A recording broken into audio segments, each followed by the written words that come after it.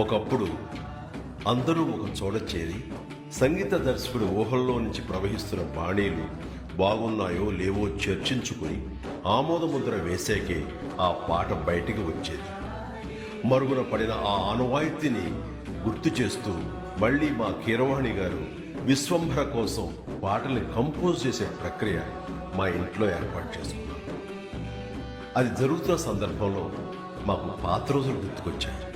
ఆపద్బాంధవుడు music compose చేసే సందర్భాన్ని గుర్తు చేసుకుంటూ ఆనాటి ఆ మధుర గీతాన్ని ఆయన ఆలపిస్తుంటే మనసు తీయని అనుభూతికి లోనైంది.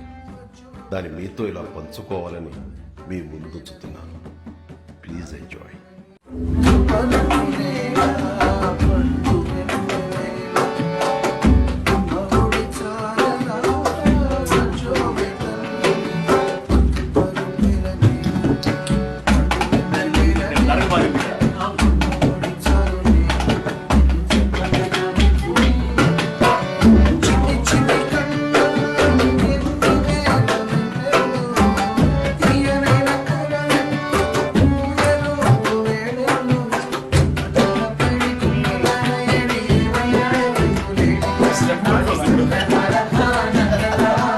ఈ రోజే జన్మించిన మా ఆస్కారుడు కీరవాణి గారికి హృదయపూర్వక జన్మదిన శుభాకాంక్షలు.